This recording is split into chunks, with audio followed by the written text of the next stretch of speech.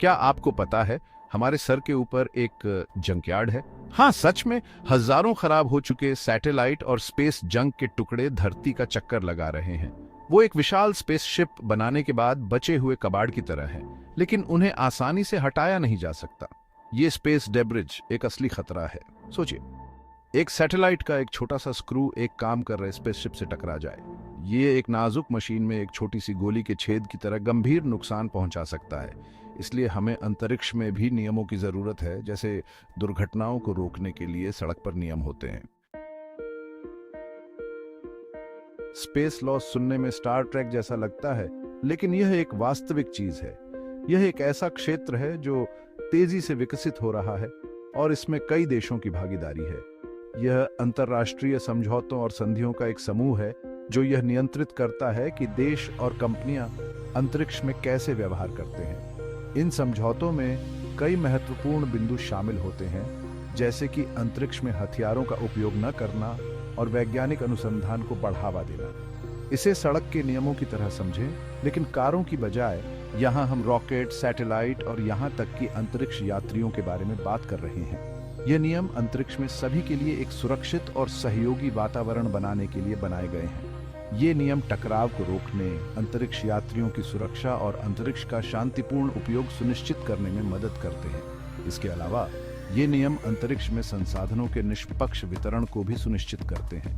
जिस तरह ट्रैफिक नियम हमें दुर्घटनाओं से बचने में मदद करते हैं, उसी तरह स्पेस लॉ भी ऑर्बिट में अराजकता को रोकने में मदद करता है। ये सुनिश्चित करता है कि अंतरिक्ष में सभी गतिविधियां सुव्यवस्थित और सुरक्षित तरीके से हों। स्पेस लॉ जिन बड़े सवालों से जूझता है, उनमें से एक है, जब अंतरिक्ष से कुछ पृथ्वी पर गिरता है तो कौन जिम्मेदार होता है? क्या होगा अगर कोई उपग्रह आपके घर में आ गिरे? अंतर्राष्ट्रीय समझौतों के अनुसार जिस देश ने उपग्रह लॉन्च किया है, वह उसके कारण होने वाले किसी भी नुकसान के लिए जिम्मेदार है। तो अगर रॉकेट का एक टुकड़ा आपकी कार पर गिरता है, तो मरम्मत के लिए भुगतान करना उनकी जिम्मेदारी है। बेशक ये पता लगाना कि कितना मुआवजा उचित है मुश्किल हो सकता है। ऐसा तो है नहीं कि आप अपनी क्षतिग्रस्त छत को किसी स्पेस मैकेनिक के पास ले जा सकते हैं। भाग 4, जब उपग्रह धराशायी हो जाते हैं। अंतरिक्ष में तैरते ये उपग्रह कभी कभी अपनी कक्षा से बाहर हो जाते हैं और पृथ्वी की ओर गिरने लगते हैं। ऐसे कई मामले सामने आए हैं जब उपग्रह पृथ्वी पर वापस आ गिरे हैं। ये घटनाएं न केवल वैज्ञानिकों के लिए बल्कि आम जनता के लिए भी चिंता का विषय बन जाती है। 1979 में यूएस स्काईलैब स्पेस स्टेशन ने वायुमंडल में फिर से प्रवेश किया और पूरे ऑस्ट्रेलिया में मलबा बिखेर दिया। यह घटना उस समय की सबसे चर्चित घटनाओं में से एक थी। सौभाग्य से कोई हताहत नहीं हुआ, लेकिन ऑस्ट्रेलिया ने अमेरिका को कूड़ा फैलाने का बिल जरूर भेजा था। इस घटना ने अंतर्राष्ट्रीय स्तर पर भी ध्यान आकर्षित किया।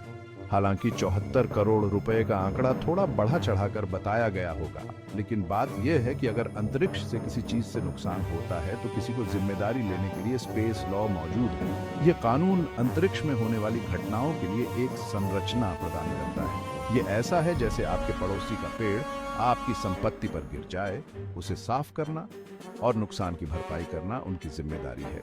इसी तरह अंतरिक्ष में भी जिम्मेदारी तय करने के लिए नियम बनाए गए हैं। भाग 5, तो उन 74 करोड़ रुपयों के बारे में। आपने ऐसी अफवाहें सुनी होंगी कि अगर कोई उपग्रह आपकी संपत्ति पर गिरता है तो आपको भारी भुगतान मिल सकता है।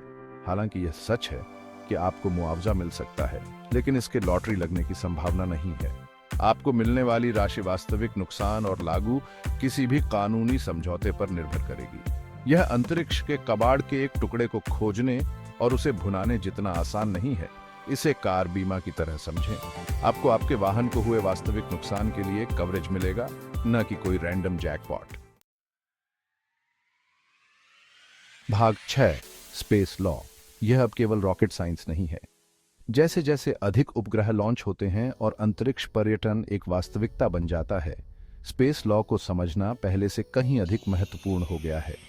यह कानून न केवल अंतरिक्ष में गतिविधियों को नियंत्रित करता है, बल्कि यह सुनिश्चित करता है कि अंतरिक्ष का उपयोग सभी के लिए सुरक्षित और टिकाऊ हो। यह अब केवल रॉकेट और अंतरिक्ष यात्रियों के बारे में नहीं है, यह यहाँ पृथ्वी पर लोगों और संपत्ति की रक्षा करने के बारे में है। स्पेस लॉ ये सुनिश्चित करता है कि अंतरिक्ष में होने वाली गतिविधियां पृथ्वी पर किसी को नुकसान न पहुंचाएं और अंतरिक्ष का शांतिपूर्ण उपयोग हो। तो अगली बार जब आप रात के आकाश की ओर देखें तो याद रखें कि वहां नियमों का एक पूरा समूह है जो चीजों को व्यवस्थित रखने के लिए काम कर रहा है। ये नियम अंतरिक्ष में टकराव को रोकने और अंतरिक्ष मलबे को नियंत्रित करने में मदद करते हैं। और कौन जाने, हो सकता है कि एक दिन आपको खुद स्पेस लॉ के बारे में एक दो बातें जानने की जरूरत पड़े। ये एक ऐसा क्षेत्र है जो तेजी से विकसित हो रहा है और भविष्य में और भी महत्वपूर्ण हो जाएगा।